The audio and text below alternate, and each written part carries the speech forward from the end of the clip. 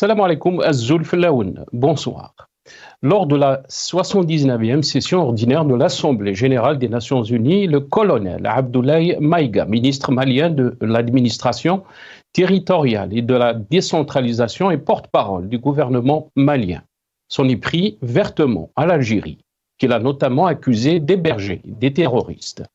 Pour chaque balle tirée contre nous et chaque mot employé de travers, nous réagirons par réciprocité. À la tribune de l'ONU, le colonel Maïga, porte-parole du gouvernement malien, donne le là. En matière de diplomatie, le Mali rendra désormais coup pour coup, dans sa ligne de mire, cette fois, l'Algérie.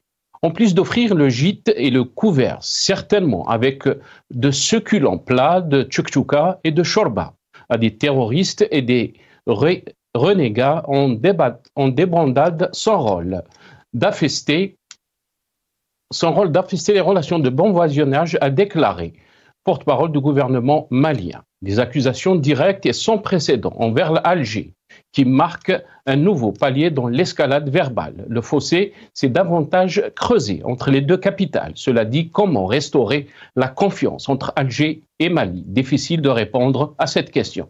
Nous débattrons avec nos invités de cette nouvelle tension entre Alger et Bamako, une attaque frontale contre la diplomatie algérienne. Juste après cette petite intro.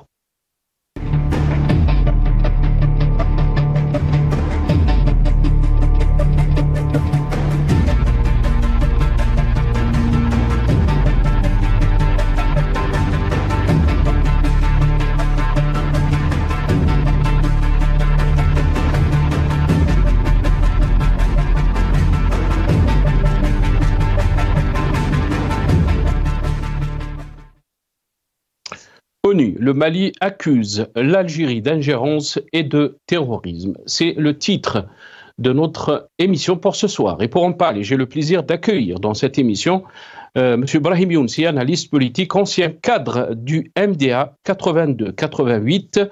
Il est avec nous depuis Paris via Skype. C'est Brahim, marhaba bik. Merci beaucoup d'avoir accepté l'invitation.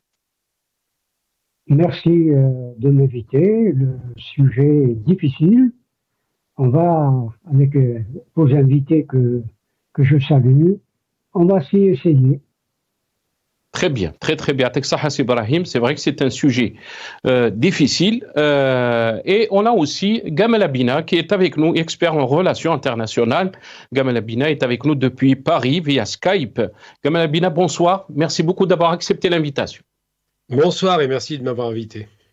Merci beaucoup d'avoir accepté l'invitation. On aura aussi depuis Alger Karim Kbir, qui est journaliste, ancien rédacteur en chef du journal Liberté. Il sera par téléphone avec nous depuis Alger. Brahim Younsi, je vais commencer cette émission avec vous. Avant de vous donner la parole, nos amis de la régie, si c'est possible, de nous faire passer le soundbite 1. Donc, ces déclarations du colonel, donc...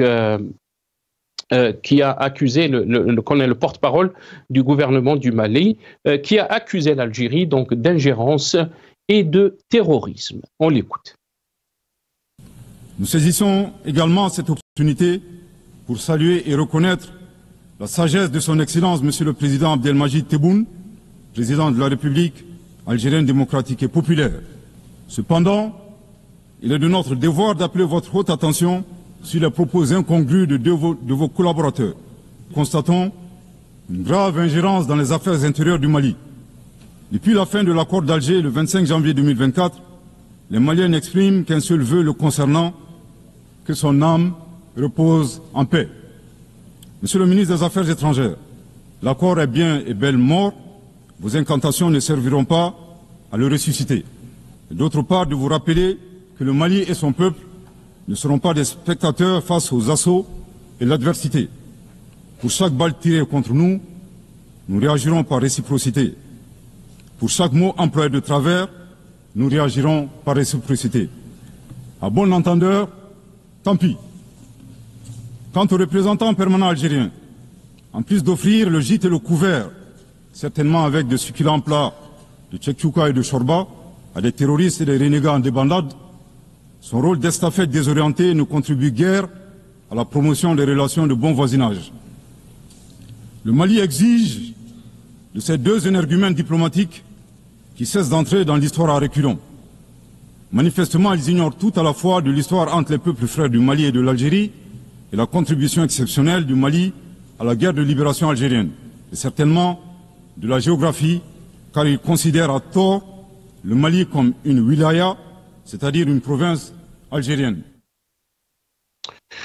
Donc, les déclarations du colonel Abdoulaye Maïga, des déclarations très claires, très fortes contre l'Algérie. On va écouter, bien sûr, beaucoup de questions ont été posées. L'Algérie n'a pas répondu, mais aujourd'hui, on a entendu Ahmed Attaf, le ministre des Affaires étrangères algérien, répondre donc au colonel Abdoulaye Maïga, ministre malien de l'administration territoriale et porte-parole du gouvernement malien. On écoute Ahmed Attaf.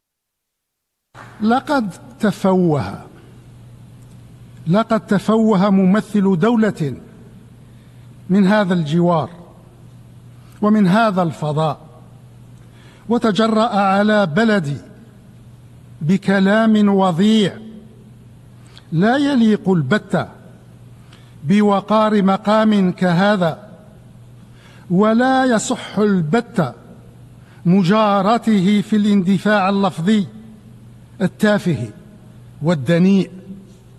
إن مثل هذه اللغة المنحطة قليلة الأدب لن يرد عليها بلدي إلا بلغة مؤدبة راقية، وهي اللغة التي تعكس بصدق وفاءه وإخلاصه لما يجمعه بدول وشعوب المنطقة من روابط متجذرة لا تتأثر ولا تهتز بالعوامل الظرفية العابرة في سوءها وعلى رداءة من يقفون وراء إذكائها.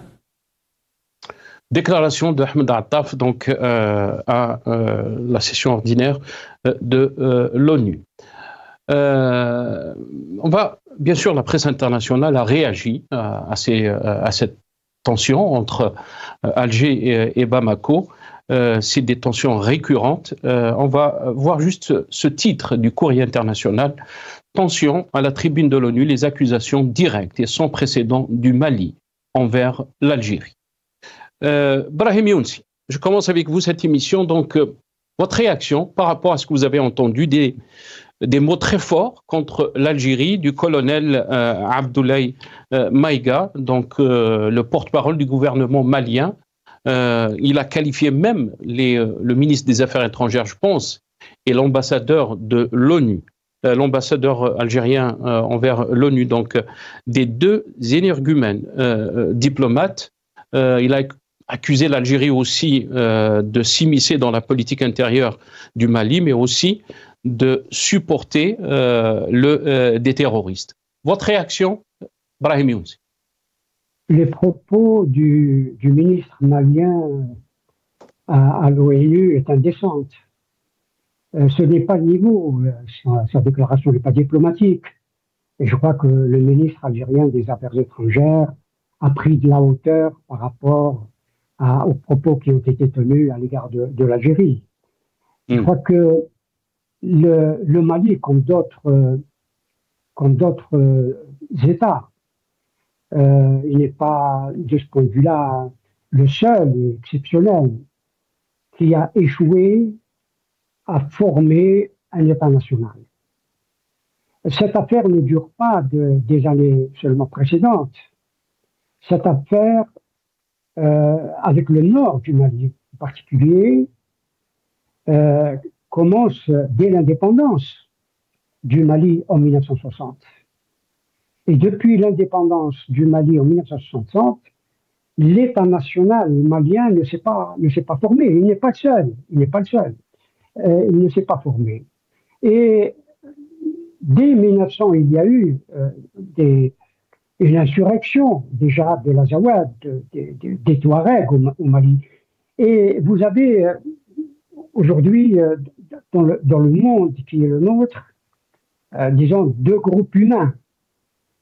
Et ça, ce n'est ni la faute de l'Algérie, ni la faute du Mali. L'Algérie, on a été d'une certaine manière aussi victime. C'est les Touaregs et les Kurdes. les Touaregs et les Kurdes. Pour les Touaregs, c'est la France qui a fait le découpage des frontières en Afrique, qui était sous sa tutelle, sous sa colonisation. Et au Proche-Orient, j'élargis un peu le Proche-Orient, c'est les Kurdes. Et les Kurdes, c'est ce qu'on appelle les accords Sykes-Picot en 1916. C'est-à-dire que la responsabilité de l'Algérie n'est pas du tout engagée, il faut le dire, dans cette affaire aujourd'hui. Et en 1963, l'Algérie a apporté au Mali, à l'État malien que présidait Modibo Keïta, une aide conséquente, diplomatique et militaire. Pour Brahim Younsi, la construction, la formation de l'État national malien. Brahim Younsi, le colonel Abdoulaye Maïga, donc qu'on a entendu aux Nations Unies, il a rappelé l'aide et l'apport du Mali dans la révolution algérienne. Il a même parlé de Abdelkader al-Mali, donc de Bouteflika Rabbi yarham. Non, on a ouvert un front, et c'est la raison pour laquelle Abdelaziz Bouteflika avait été envoyé, dépêché à la frontière malienne. Non, le Mali n'avait aucun moyen. Le Mali est devenu indépendant en 1960, quand le Mali a-t-il aidé les maquisards algériens, la révolution algérienne, par des moyens matériels, alors que lui-même était occupé par la France. Mais il est vrai que les Algériens agissaient à partir du territoire malien, mais aucune aide matérielle n'a été apportée par le Mali, qui, malheureusement pour lui, et peut-être pour nous, n'avait pas les moyens financiers et matériels pour nous aider. Brahim Younsi, la question que se posent les Algériens, bien sûr, on se rappelle de cet accord qui a été signé à Alger, les accords donc du Mali à Alger en 2015. Comment on est arrivé à cette situation, d'après vous, Brahim Younsi? Parce que l'ordre international, il y avait déjà un premier accord en 1991, me semble-t-il, qu'on appelle l'accord de Tamanrasset, qui avait été aussi violé. Et l'Algérie n'avait aucune responsabilité, il faut dire les choses telles qu'elles sont, n'avait aucune responsabilité dans l'échec de l'accord de Tamanrasset. Elle en a été quelque part aussi victime, il faut dire les choses telles qu'elles sont. Et puis, le dernier accord, pareil, ce n'est pas l'Algérie, il faut dire les choses telles qu'elles sont, la diplomatie algérienne tenait à ce que l'accord d'Alger s'applique et soit appliqué. Il avait déploré l'échec le rejet de l'accord d'Alger par les autorités maliennes. Ce sont les autorités maliennes qui ont déchiré l'accord. L'Algérie, il faut dire les choses telles qu'elles sont, parce que c'est la réalité, n'avait aucune responsabilité dans ce qui se passe au Mali. Au contraire, je vous le dis, depuis 1963, l'Algérie avait tenté d'aider l'État malien à construire une nation, à former une nation et à participer. Les liens entre le Mali et l'Algérie en 1962, 63, 64 et même après étaient des liens très cordiaux, très fraternels, etc. Et l'Algérie avait apporté énormément du point de vue de la sécurité. Aujourd'hui, c'est la sécurité, il faut dire les choses telles qu'elles sont, de l'Algérie qui est menacée à cause de ce qui se passe dans la Zawed. Et nous savons que des armes circulent dans la Zawed, que la drogue circule dans la Zawed et partant dans l'espace malien. Et puis, il y a des forces étrangères, il y a des mercenaires qui sont au Mali, et des mercenaires qui, permettez-moi de terminer là-dessus, sincèrement, qui ne veulent pas que du bien à l'Algérie. Il faut dire les choses telles qu'elles sont. Très bien. Reste avec nous, Brahim Younsi. Gamal Abina, la question est à vous. Bien sûr, comment on est arrivé à cette situation? l'Algérie et le Mali, c'est des pays frères, alors qu'on est en train d'observer depuis quelque temps des crises récurrentes, des tensions récurrentes. Le colonel Maïga, Abdoulaye Maïga, porte-parole du gouvernement malien, accuse l'Algérie donc d'ingérence et de terrorisme, des accusations très graves, bien sûr, mais la question qui se pose, pourquoi on est arrivé à cette situation? Est-ce que l'Algérie est en train de faire tout le monde se retourner contre nous avec notre politique diplomatique? Quelle est votre réaction par rapport à cette situation, Gamel Abbine? Déjà, pour commencer, vous avez bien fait de rappeler que c'est un colonel, Abdoulaye Maïga, qui n'est pas du tout diplomate, qui devrait prendre des cours un petit peu de diplomatie, parce que la violence des propos, qui commence d'abord par des propos élogieux, il rend grâce à M. Tebboune, et puis ensuite qui attaque les diplomates comme si les diplomates étaient à la manœuvre, donne le sentiment que, quelque part, il n'est pas vraiment dans une position très évidente. Alors d'abord, on lance des accusations à tort et à travers, sans preuve, ça va de soi. Ensuite, on explique, alors qu'il y a 3 ans encore, l'Algérie était le pays rappelé de toutes les vertus, que c'est devenu un pays qui est porteur de terrorisme, ce qui est complètement ridicule, et simplement parce que l'Algérie n'a aucun intérêt à avoir une déstabilisation à ses frontières. Il y en a déjà beaucoup, hein. On a la Tunisie qui est un peu instable, la Libye c'est la guerre civile, le Mali qui est évidemment dans une situation difficile puisqu'il y a eu un coup de force militaire, et toujours ce mouvement dans le nord, Azawad, et puis autres mouvements djihadistes qui évoluent. Donc l'Algérie n'a aucun intérêt à cela, bien au contraire. Ensuite, les Maliens, une certaine forme de la question aussi se pose, Gamel Abbine, hein, vous êtes expert en relations internationales, comment on a pu se mettre dans cette position? J'y allais justement, j'y allais. Voilà, je vous en prie. Oui. Tout à fait. Donc, l'accord d'Alger qui avait été signé en 2015, c'est extraordinaire. Moi, j'interviens beaucoup sur Afrique Média et j'ai vu beaucoup d'agressivité se développer et je ne comprenais pas d'où ça venait. Et ce qui revenait tout le temps, c'est l'accord d'Alger. Comme si l'Algérie avait forcé le Mali à signer l'accord à Alger. Il faut rappeler que cet accord avait été négocié ailleurs et que ça a été finalisé à Alger. Ça aurait pu être finalisé n'importe où dans le monde, hein. Bon, les Algériens ont fait preuve de bons offices, mais ce qui se passe, c'est qu'aujourd'hui, la vraie question qu'on doit se poser, c'est pourquoi, alors qu'il faut rappeler qu'après le Covid, la première frontière que l'Algérie a ouverte, c'est le Mali. Pourquoi, après le coup de force militaire, le premier pays que visitait le Mali, c'était l'Algérie, hein, donc ça veut dire que l'Algérie disait c'est pas bien le coup de force, mais finalement ça ne les dérangeait pas. Et pourquoi ça se passe si bien avec le Niger et si mal avec le Mali? Parce qu'avec le Niger, il y a un bon rapport fraternel, que l'Algérie s'est opposée à l'attaque par la CEDEAO du Niger, les choses étaient claires, tout comme pour le Mali d'ailleurs, il faut le rappeler, que l'Algérie a toujours fait une opposition totale d'ingérence étrangère sur les pays souverains, même s'il y avait des coups de force militaires, et que là, il semble que les Maliens aient tendance à écouter d'autres sirènes qui voudraient peut-être investir chez eux pour essayer de faire croire que l'Algérie serait une nation déstabilisatrice.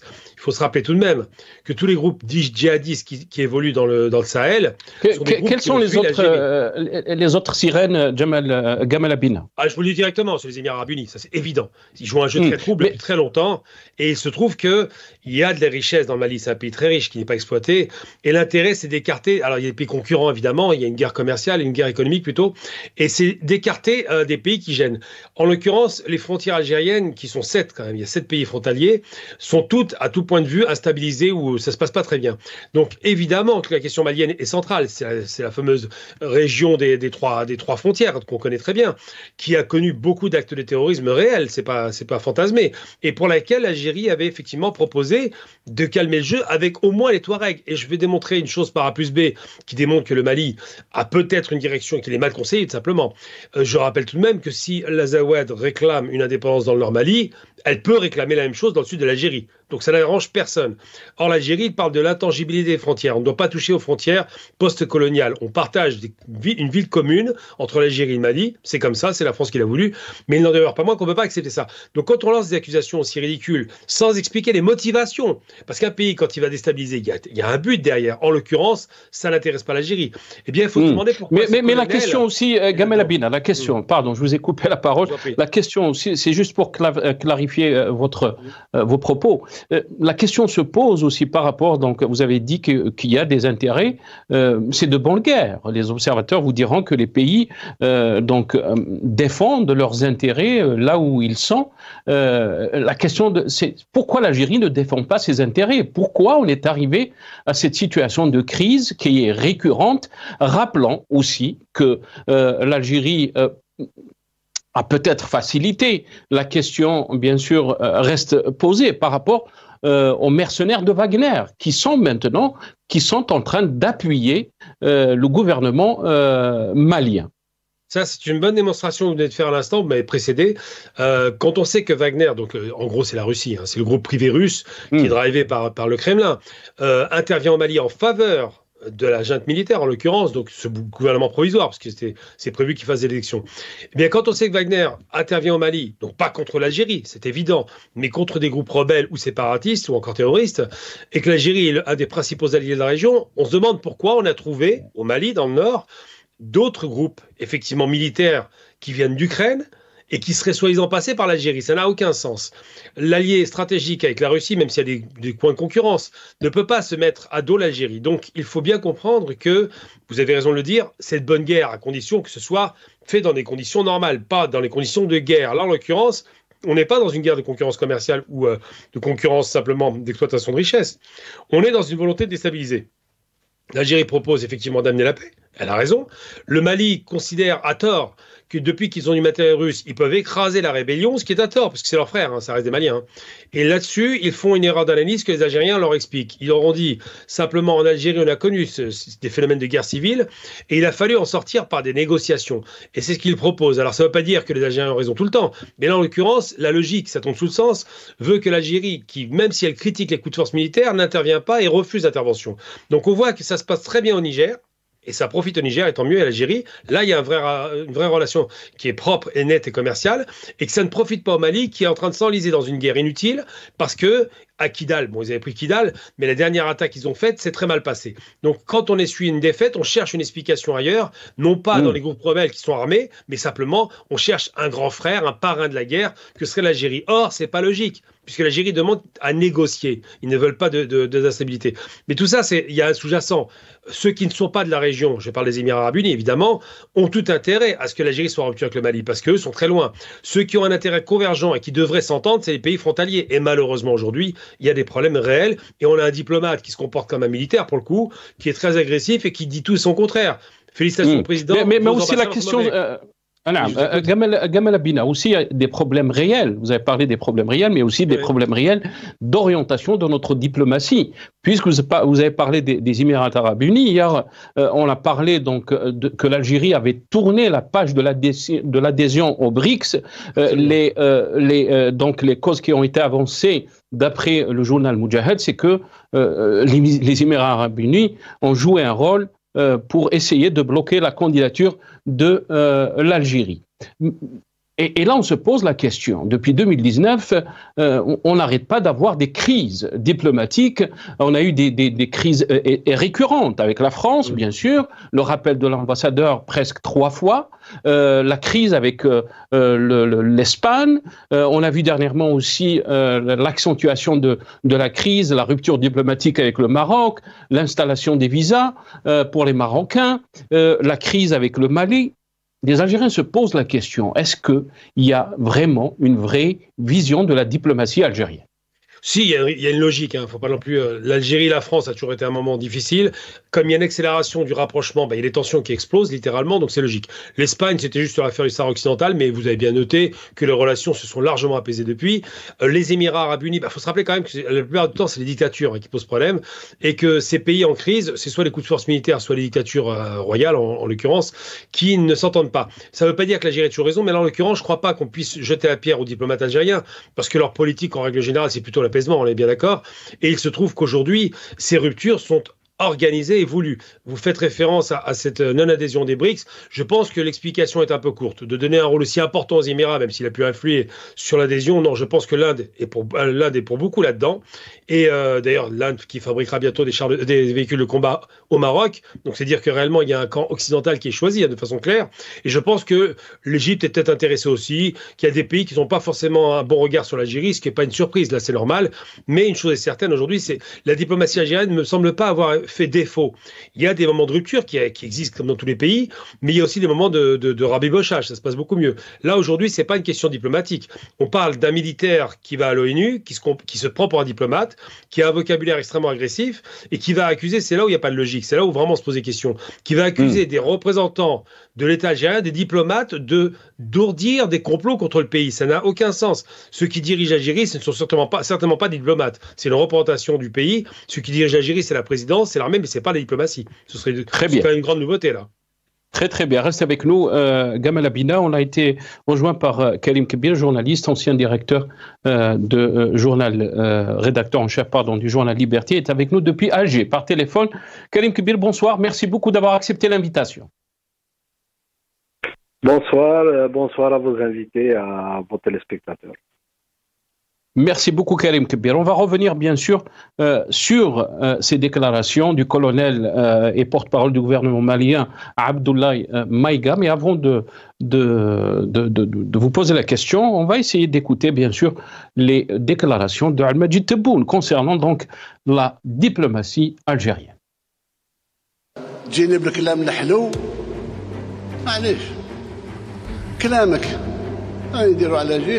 بس راني شاد حجره في يدي تخرج على الصف نعطيك ما الجزائر قوه ضاربه العالم كله معترف بالجزائر الا بعض الجزائريين كل الرؤساء اصدقاء بالاخص الاصدقاء نتاعي يقول لك وينكم الغياب تاع الجزائر هلكنا رانا وسينا ضحيه اليوم الحمد لله استرجعنا كلمتنا وما نسكتش واللي يسالنا يجي يخلص ولكن ما تقزمش بلادك العالم كله عارفها باللي قوة جهوية باللي قوة تجيب السلام في المنطقة. Al-Majid Tebboune. Donc, Karim Kebir, la question se pose après les déclarations du colonel Abdoulaye Maïga, qui a accusé l'Algérie d'ingérence dans les affaires intérieures du Mali et qualifié l'accord d'Alger de mort, balayant d'un revers de main toute tentative de le raviver. Mais aussi des accusations très très fortes. Il a accusé des diplomates algériens d'héberger des terroristes. Des accusations très graves, bien sûr. Qu'est-ce que vous en pensez, Karim Kebir, ces crises récurrentes avec le Mali, mais pas que? Est-ce qu'il y a un pilote dans la diplomatie algérienne? Écoutez, c'est un régime militaire donc qui est issu d'un coup d'État. De toutes les façons, au regard du langage utilisé, c'est pas un langage qui sied quand même à la diplomatie. Donc, c'est un langage un peu excessif de mon point de vue, mais qui trahit d'une certaine façon la difficulté à avoir le soutien des pays, notamment de l'Afrique, parce que dans la charte de l'Union africaine, c'est stipulé clairement qu'ils ne reconnaissent pas les régimes qui sont issus des coups d'État militaires. Donc, deuxième élément, c'est qu'ils ont essuyé quand même, la dernière fois, fin juillet, ils ont essuyé un revers terrible, même les forces de Wagner. Et puis, il y a certains qui disent, de toutes les façons, même l'actuel chef de la junte, il avait eu déjà des problèmes avec des rebelles du Nord. Donc, forcément, on sent qu'ils sont dans une situation quand même assez délicate. Donc, forcément, il doit certainement, pour d'abord justifier vis-à-vis c'est-à-dire un discours à consommation interne pour les Maliens eux-mêmes, mais en même temps d'essayer de montrer qu'ils détiennent toujours et qu'ils ont la mainmise sur tout le pays. Donc c'est ce qui justifie un peu ce langage qui me semble, de mon point de vue, qui est très excessif, mais comme je l'ai dit, qui traduit une certaine fragilité, un certain agacement. Et d'ailleurs, c'est pour ça qu'il s'appuie donc sur des pays d'abord qui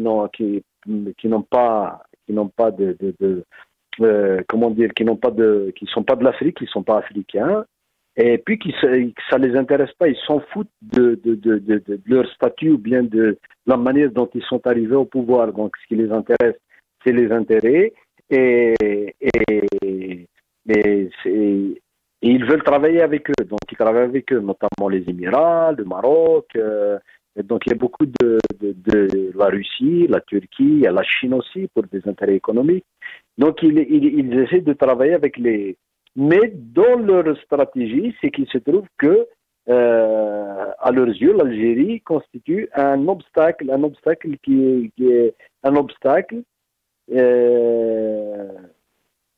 qui contrarie un peu, si vous voulez, leur stratégie. Mais l'Algérie, ce n'est pas un obstacle parce que elle empêche, elle essaie d'empêcher, même si par ailleurs ils n'ont pas de bons rapports avec la junte.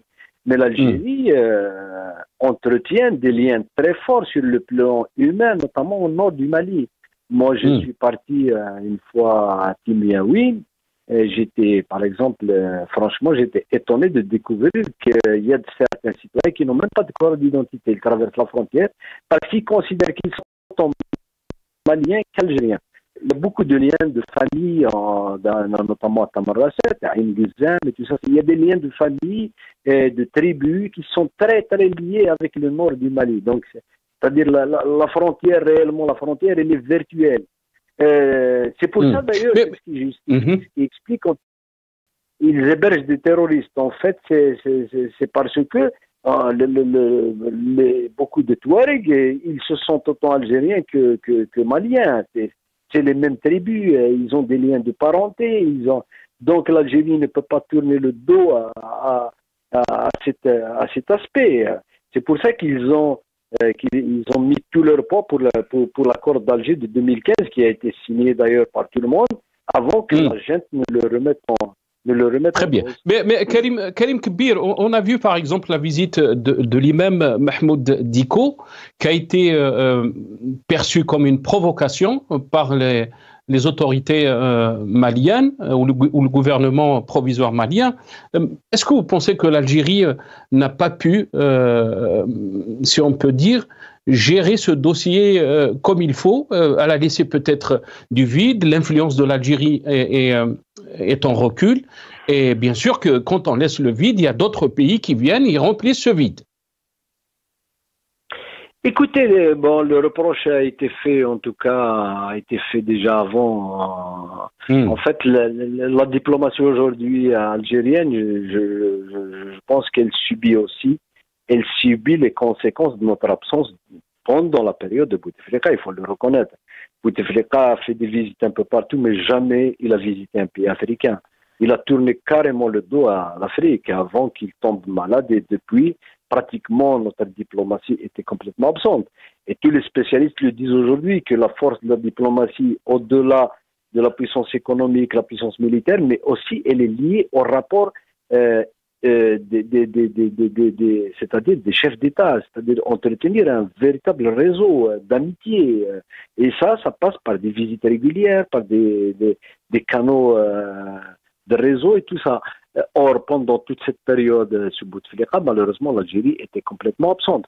Donc aujourd'hui, la diplomatie algérienne, non seulement elle doit gérer, de mon point de vue, ses conséquences de cette absence, mais en même temps, il y a une accélération des événements au niveau mondial. Donc, il y a de nouveaux rapports de force, il y a de nouveaux intérêts, il y a un chamboulement géostratégique.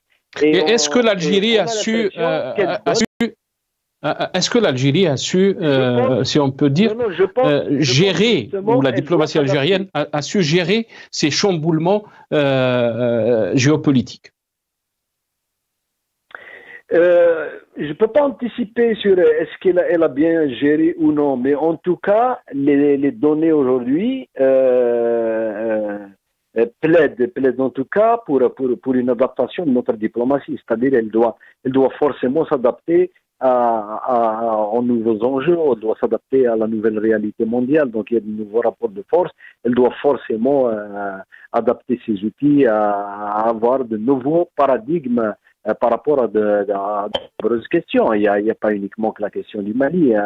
parce qu'il faut le dire qu'on a eu des problèmes avec l'Espagne, avec la France. Avec la France, absolument. Donc, elle est condamnée aujourd'hui à s'adapter à la nouvelle réalité. Donc, ça passe par de nouveaux paradigmes dans la diplomatie algérienne. On ne peut plus, comme le disait d'ailleurs, ça fait pas longtemps Rahabi, on ne peut plus percevoir les questions d'aujourd'hui avec la mentalité ou plutôt la diplomatie des années 70, le tiers-mondisme, même si par ailleurs ça reste toujours des éléments doctrinaires de la diplomatie algérienne. Très bien, restez avec nous Karim Kebir. Brahim Younsi, je reviens vers vous. Bien sûr, avant de vous donner la parole, on va écouter Soundbite 5, nos amis de la régie, les déclarations de Saïd Chengheriha, le chef d'état-major, concernant bien sûr la diplomatie algérienne. Beaucoup de questions se posent depuis l'avènement d'Ahmed Tebboune. Cette politique intérieure aussi, elle influence nos positions à l'étranger. Beaucoup de crises récurrentes, 3 ministres des Affaires étrangères depuis 2019, 3 fois l'ambassadeur algérien a été rappelé depuis Paris. On écoute les déclarations de Chengheriha. يجب الإشادة بالمساهمة الدبلوماسية الجزائرية بسياساتها الخارجية الحكيمة وحنكتها في حل النزاعات بالطرق السلمية ودورها الثابت وقناعتها الراسخة في الدفاع عن حق الشعوب المحتلة في تقرير مصيرها. Chengheriha donc parlait de la diplomatie algérienne.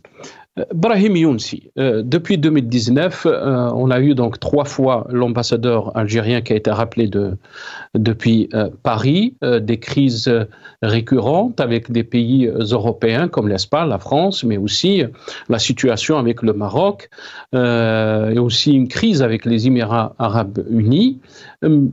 La question se pose bien sûr, certes qu'il y a des chamboulements sur la scène internationale, à l'échelle géopolitique, mais est-ce que l'Algérie aussi, par cette diplomatie agressive, n'est pas en train de perdre du terrain et tourner tous ces pays contre nous, Brahim Younsi? Enfin, il y a des raisons. Je veux dire que je partage beaucoup de choses avec ce qui vient d'être dit par M. Karim Kebir. Mais la situation d'aujourd'hui est que le monde est en train, il y a un nouveau monde qui est en train de naître sous nos yeux. Et il est clair que l'Algérie a fait, à juste raison de mon point de vue, de la question du Sahara occidental, la question principale de ces relations internationales, la pierre angulaire de ces relations diplomatiques internationales. Or, les pays que vous avez cités, ce sont des pays qui ont reconnu la souveraineté du Maroc sur ce territoire. Il est évident et juste de réagir comme l'ont fait les autorités algériennes sur cette question-là. Voilà des pays avec lesquels vous entretenez de très bonnes relations. Mais c'est Brahim, je vais vous laisser. C'est Brahim, la question aussi, est-ce que toujours la réponse est de rappeler l'ambassadeur? Pourquoi il n'y a pas eu de travail de fond dans les coulisses pour essayer de... Pourquoi la France a changé de position vis-à-vis du Sahara occidental? La question se pose. Est-ce que c'est le recul de la diplomatie algérienne qui est en question? Est-ce que l'Algérie n'était pas à la hauteur alors que la France a toujours joué l'équilibre dans ce dossier? Non, la position de la France sur la question du Sahara occidental, bon, il y avait un poker monteur par rapport à la question du Sahara occidental. Les gouvernements successifs français, depuis Giscard d'Estaing jusqu'à aujourd'hui, ont toujours soutenu d'une manière ou d'une autre la position marocaine. Et les Français, de ce point de vue, ont été très clairs diplomatiquement. C'est la marocanité. Ils ne le disaient pas officiellement, c'est devenu officiel. Mais il est clair qu'officieusement, il soutenait la position du Maroc sur la question du Sahara occidental. Mais est-ce que l'Algérie, aujourd'hui, pour redéployer sa politique étrangère, est-ce qu'elle doit renoncer à défendre le principe de l'autodétermination, qui est un principe décidé et adopté aux Nations Unies, et qui est un principe universel du droit des peuples à disposer d'eux-mêmes. C'est dire que ces pays-là ont reculé et ont failli sur la question de l'autodétermination d'un peuple, alors que mais le Mali, c'est Brahim, le Mali. Des centaines de résolutions des Nations Unies et des dizaines de résolutions de l'Union africaine, de l'ONU avant et de l'Union africaine aujourd'hui avaient adopté le principe de l'autodétermination du Sahara occidental. C'est-à-dire qu'il y a un recul. Très bien. Mais le Mali, c'est Brahim, le Mali, qu'est-ce qu'il a, le Mali, avec le Sahara occidental? Quand vous avez donné votre avis par rapport à la France, alors que, vous l'avez dit, auparavant, la France n'a pas pris position par rapport donc, aux faveurs du Maroc, mais c'était beaucoup plus une position équilibrée entre l'Algérie et le Maroc. Malheureusement, bien sûr, on a vu... non, elle n'était pas si équilibrée que cela. Est-ce que le Mali... La France opinait pour la position du Maroc. Et je vais vous dire très bien. Pourquoi le Mali, donc, c'est Brahim? Pourquoi le Mali? C'est le Mali avec quelque chose à craindre. J'allais dire, même d'un voisinage un peu plus éloigné que nous. Il aurait à craindre du Maroc. Parce que l'Algérie, il faut le dire, ne revendique pas, ne serait-ce qu'un mètre carré du territoire malien. Alors que le Maroc revendique, par exemple, quand vous regardez la carte du Grand Maroc, la ville où il y avait des mines de sel, Taoudéni est revendiquée par le Maroc. La question, c'est Brahim. La question, elle n'est pas dans ce sens. La question n'est pas dans ce sens. Quand on a des problèmes avec le Mali. C'est ma réponse, comme dirait l'autre. La question n'est pas dans ce sens, c'est que quand on parle des crises récurrentes avec le Mali, alors que l'Algérie avait de très bonnes relations avec le Mali, c'est des deux peuples frères, on est en train de parler d'un recul de l'influence de l'Algérie par rapport aux pays, surtout, qui l'entourent dans son environnement. On a parlé de la France, on ne va pas aller dans le sens de la question du Sahara occidental, mais on a des problèmes avec la France, on a des problèmes avec l'Espagne aussi, avec les Émirats arabes unis. Je vous ai déjà répondu.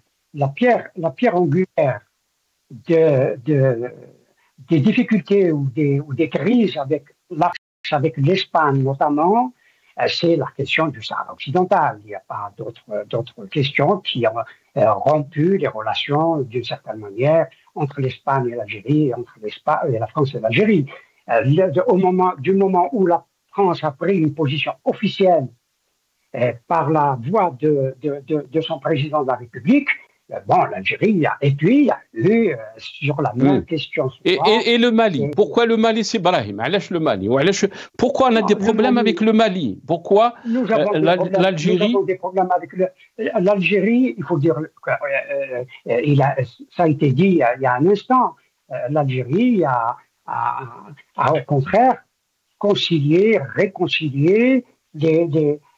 toutes les factions maliennes à travers mais la question, c'est Brahim, ceux qui disent, des observateurs qui ont parlé, qui ont dit que l'Algérie a facilité la venue des mercenaires Wagner. On sait très bien que les mercenaires Wagner sont liés à la Russie. Et là, on se pose la question aussi, c'est que est-ce que vraiment il y a une orientation de notre diplomatie? Est-ce qu'on arrive vraiment à défendre nos intérêts? Et on sait très bien que les mercenaires Wagner sont alliés de ce gouvernement qui est en train de critiquer l'Algérie avec des mots très très forts. Brahim Younsi, très rapidement. Oui, mais Wagner, ce n'est pas l'Algérie qui les a appelés. Ce n'est pas l'Algérie, c'est la junte en place qui a favorisé leur arrivée au Mali. Parce qu'il y avait une campagne anti-française. Des Français ils devaient quitter le territoire et ils ne sont plus là, en principe. Et les Maliens, la junte militaire malienne, a choisi de faire venir les mercenaires russes, le Wagner. Ce n'est pas du tout l'Algérie, n'a strictement rien à y voir. Et puis l'Algérie n'a aucun intérêt, pour dire les choses telles qu'elles sont. C'est ça la réalité qui sont aux yeux. L'Algérie n'a aucun intérêt à déstabiliser le Mali. Au contraire. Au contraire, une déstabilisation au Mali déstabiliserait, j'allais dire, ipso facto, le sud algérien. Comme l'a dit si bien Citébir, il y a des liens familiaux entre le nord du Mali, les Touaregs du Mali, de la Jawad, et les Touaregs algériens. Moi je connais des gens relativement bien, des Touaregs du sud algérien, qui ont de la famille, des parents au nord Mali. C'est-à-dire que ces liens sont indestructibles dans les familles. C'est cela qui fait que la politique étrangère aujourd'hui de la junte militaire malienne, de Bamako, est réorientée vers d'autres pays, notamment la Turquie. Vous avez parlé des Émirats arabes unis qui perturbent l'espace qui nous est commun. L'Algérie est voisine sur 1300 et quelques kilomètres. Merci Sibrahim. Désolé Sibrahim, parce qu'on est pressé par le temps, je dois donner un peu de temps aussi pour Gamal Abina. Smahna Sibrahim, je sais que c'est très important ce que vous êtes en train de dire. Gamal Abina, bien sûr, quand on parle des Émirats arabes unis ou de l'influence de ce pays, la question bien sûr, pourquoi donc on a laissé ces pays jouer dans l'environnement ou aux frontières de notre pays, de l'Algérie? Est-ce que l'Algérie vraiment est en recul par rapport à son influence? On a vu aussi la question de l'intérieur, la question de la légitimité. Les Algériens ont boudé les élections présidentielles du 7 septembre 2024. Beaucoup ont parlé de rupture entre les Algériens et les autorités algériennes ou le gouvernement algérien, le pouvoir algérien. Est-ce qu'on peut avoir une diplomatie forte si on a une politique intérieure qui est répressive, qui est vraiment coupée des aspirations du peuple algérien? Je ne crois pas du tout que la diplomatie a un lien avec la politique intérieure du pays. Par contre, j'aimerais bien répondre à la question que vous avez posée à l'instant. Il faut être très clair, on ne va pas tourner en rond 10 000 ans, parce que c'est vrai que si on n'est pas carré dans ce qui est dit, ça ne fonctionne pas. L'Algérie a soutenu le Mali, le Burkina et tous ces pays-là. Avec le Niger, ça se passe bien. Donc je ne crois pas que le problème diplomatique soit au rendez-vous. Je crois, effectivement, je vous rappelle que l'accélération de l'histoire, le moment où il y a une rupture qui a commencé à se mettre en place, avec des médias, par médias interposés, c'est quand le Maroc a proposé Dakhla comme porte de sortie pour le Mali, pour les pays de l'AES. Donc à ce moment-là, on a commencé à saluer l'Algérie avec des accusations fantaisistes qui ne sont même pas étayées de preuves. Ensuite, les Émirats arabes unis, effectivement, rappelons tout de même qui ils sont. C'est un groupe qui a fait la paix avec Israël, c'est un groupe qui a attaqué le Yémen, il ne faut pas l'oublier, c'est un groupe qui n'a pas de problème à alimenter la guerre en Libye, en Somalie, au Soudan, c'est ça les Émirats arabes unis. Ils sont sortis de et pourtant, Gamal Abina, on a tout fait pour leur donner les ports algériens à gérer, on a tout fait pour qu'ils soient...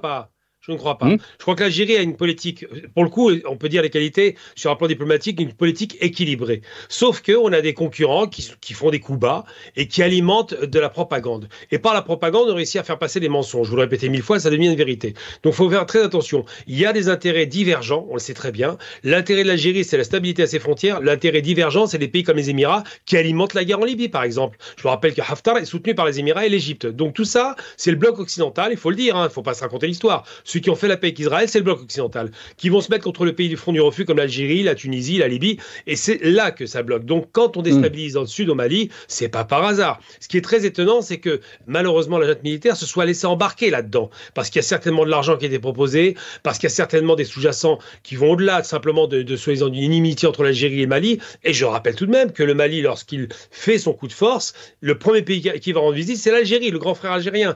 Donc il n'y a pas de rapport de domination-dominée, il y a un rapport fraternel maternelle qui a été dégradée. Et la preuve... Gamal Abina, c'est aussi... Le colonel Abdoulaye Maïga dit une chose importante. Il dit, nous remercions la clairvoyance de M. Tebboune. Donc il est en train de dire, d'un côté, on a un président qui est clairvoyant, et de l'autre côté, c'est les diplomates qui font n'importe quoi. Ça tient pas la route. On sent bien qu'ils sont en train de tourner une petite tambouille interne pour essayer de justifier de l'injustifiable. Dans les faits, l'Algérie, alliée de la Russie, ne peut pas se mettre avec les Ukrainiens pour attaquer le Mali. C'est ce qui avait été dit à l'époque. Donc aujourd'hui, on a un pouvoir malien qui est chancelant, qui doute de lui-même, qui est en rupture permanente et qui essaie de trouver des alliances dans des pays riches comme les Émirats pour espérer se sortir des difficultés chroniques économiques qu'il traverse actuellement. C'est tout.